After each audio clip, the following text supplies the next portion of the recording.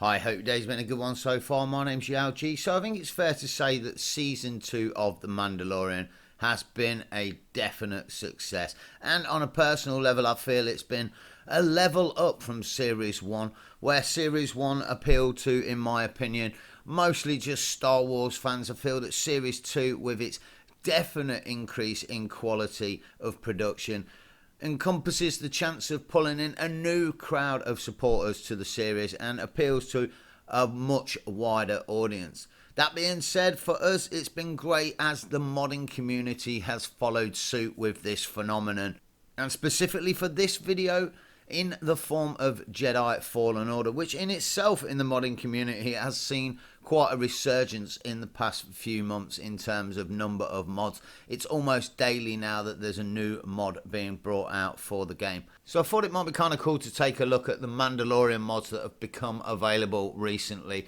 for Jedi Fallen Order, and then maybe throw in a sneaky little battle against them all with a bit of Katan and a darksaber at the end. So let's get into it.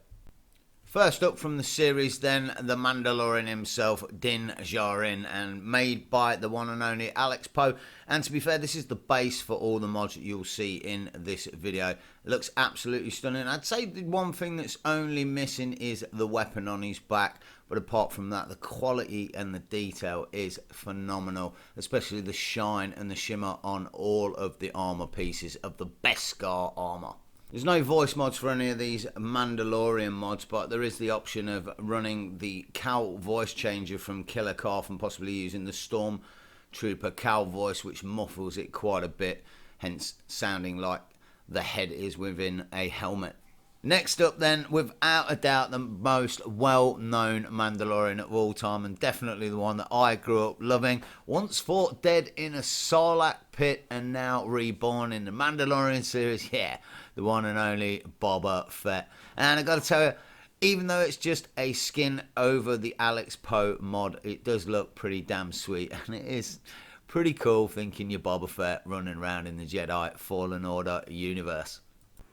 Next up then, and it's a Night Owl side of the Death Watch, a Katan version of the Mandalorian. And with all these Mandalorian mods, it's worth noting that you can swap and change the pieces that you want depending on what cloak you choose. So some allow you to just have the helmet without the cloak, some with the jetpack, and some with just the cloak, as you can see here, which kind of thing looks pretty cool because it shows off the Death Watch symbol on the back, more so than having the jetpack, which just pushes the cloak to the side, which I think obviously must be a modding issue where they can't remove the cloak, and that's why it's just pushed to the side, but definitely works in this version with the Death Watch symbol.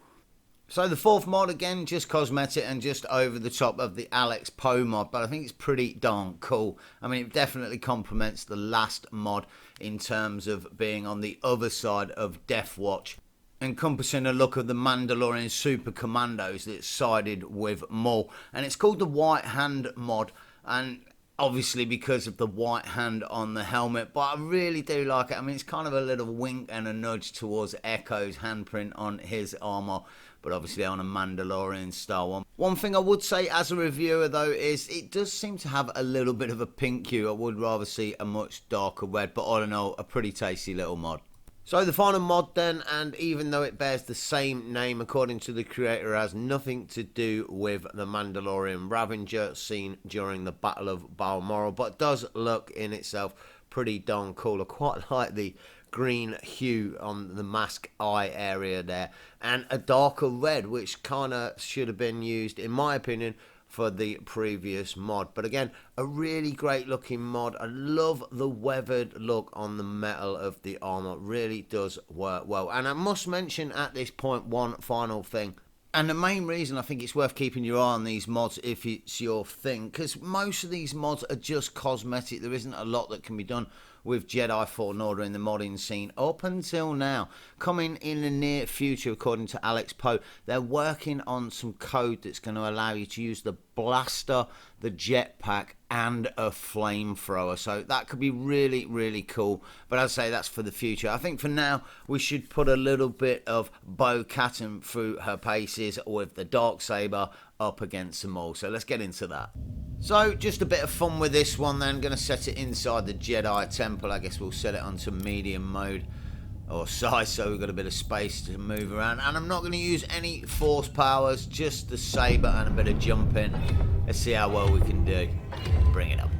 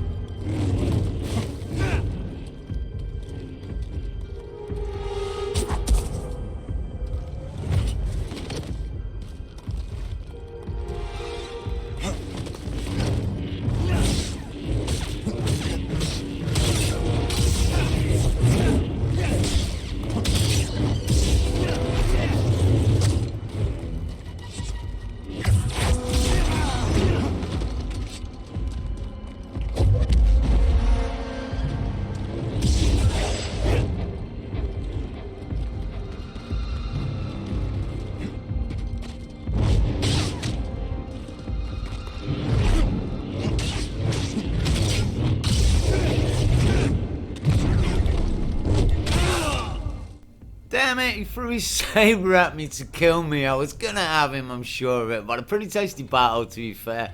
I guess you can't win them all, but there we have it. I'll leave a link in the description for all the mods, and kudos to the creators. As for now, I really hope you enjoyed this one. If you did, all the good stuff, hit the like button, hit the subscribe button for more, and hit me in the comments. Have a great day, take it easy, and bye for now.